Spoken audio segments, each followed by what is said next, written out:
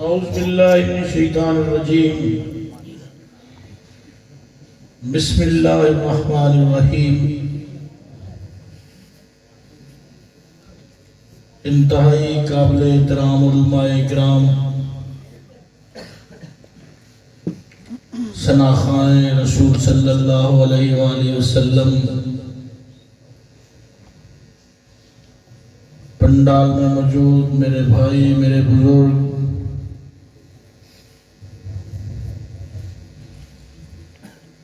آج کی محفل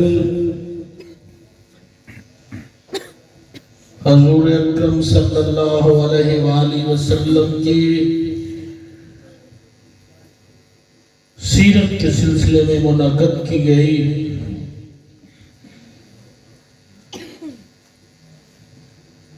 علماء اکرام نے ان پہ سر اصل گفتگو کی، آپ نے سماعت کی، دعا گو ہوں کہ اللہ تعالی ہمیں اس محفل سے،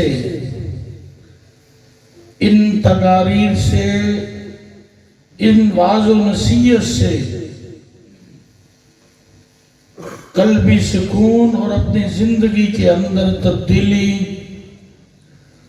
اور نبی صلی اللہ علیہ وسلم کی سنت کے تابع ہونے کی توفیق عطا کرے۔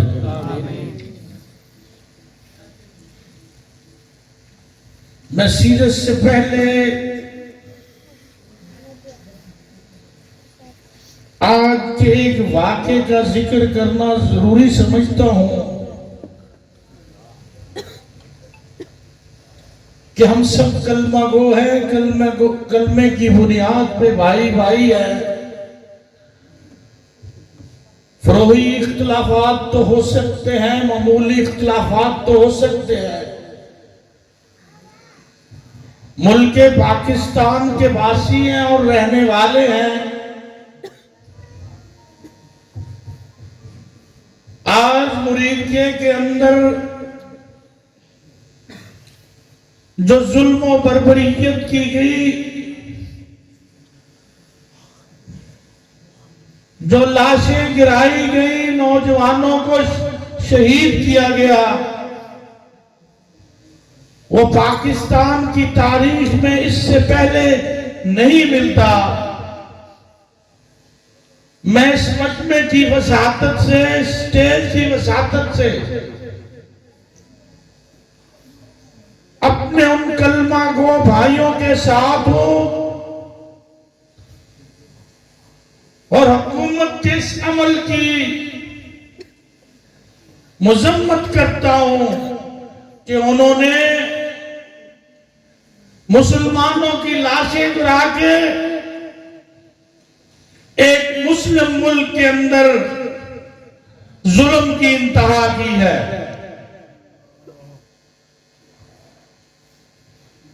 وہ ایک مسلم ممالک فلسطین سے اظہار یکجہتی کے لیے نکلے تھے، کوئی اور ایجنڈا نہیں تھا،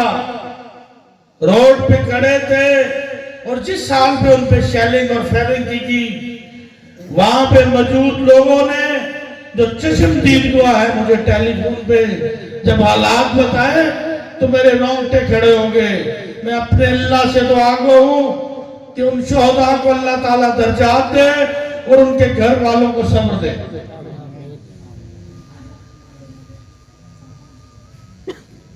میرے بھائیوں اور بزرگوں، یہ تو مسلم ملک ہے۔ قرون اولیٰ کی بات کی جائے تو نبی صلی اللہ علیہ وآلہ وسلم غیر مسلموں سے بھی ایسا برتاؤ نہیں کرتے تھے، اس وقت تک کسی سے جنگ نہیں کرتے تھے جب تک دوسرا جنگ کے لیے نہیں آ جاتا تھا۔ ہماری دوستیاں اور دشمنیاں خالصتاً اللہ کے لیے ہونی چاہیے، اللہ کی رضا کے لیے ہونی چاہیے، نہ کہ کسی اور مقاصد کے لیے ہونی چاہیے۔ تو میں جب بھی مجمع میں حاضری دیتا ہوں، مختصر گزارش کرتا ہوں کہ میرے بھائیوں، مجمع میں آیا کیجئے، علماء کی بات سنا کیجئے، سننے کے بعد خدا را ایک ہی بات پر اگر اس مجمع کے اندر سے اپنے اندر سے ایک برائی کو ختم کر دو گے، ایک اچھائی کو شامل کر لو گے، تو یقین کرو گے مجمع کے اس محفل کا مقصد حاصل ہو جائے گا۔ تو تمام انبیاء اکرام، تمام ادیان، اللہ تعالیٰ نے اگر دنیا میں بھیجے ہیں تو ان کا خالصتاً مقصد انسانیت کی فلاح ہے،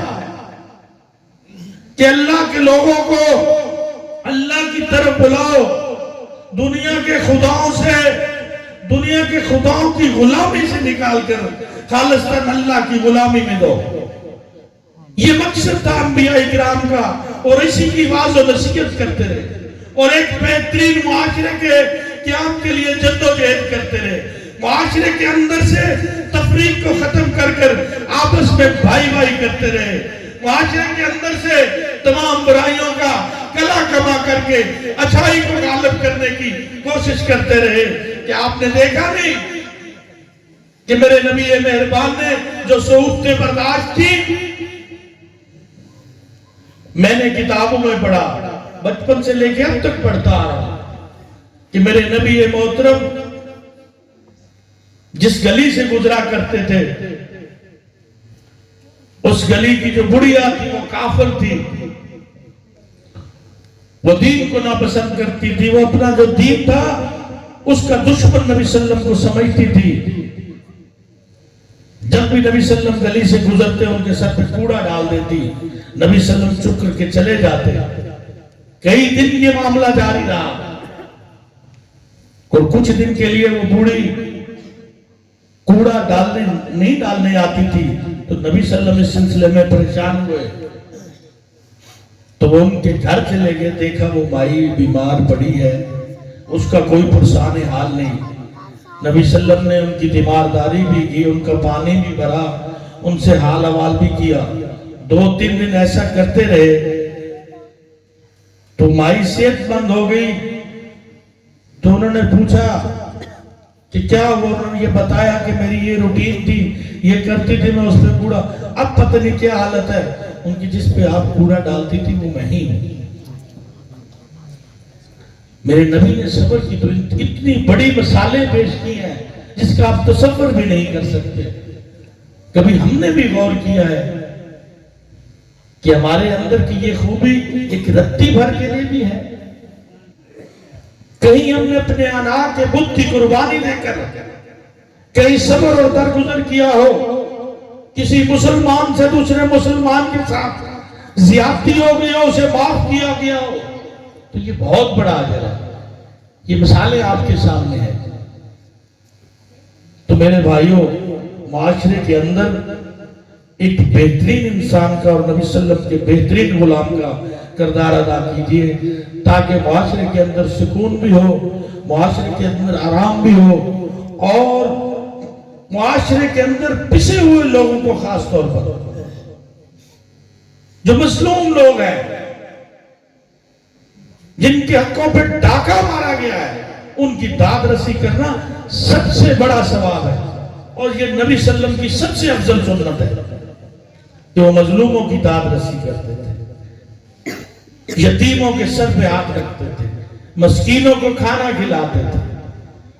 یہ عادتیں، یہ سنتیں ہم کو اپنائیں گے تو انشاءاللہ ہمارے گھروں میں بھی سکون ہوگا، معاشرے میں سکون ہوگا۔ اللہ تعالیٰ ہمیں ان پہ عمل کرنے کی توفیق عطا کرے۔ وما علینا الا البلاغ۔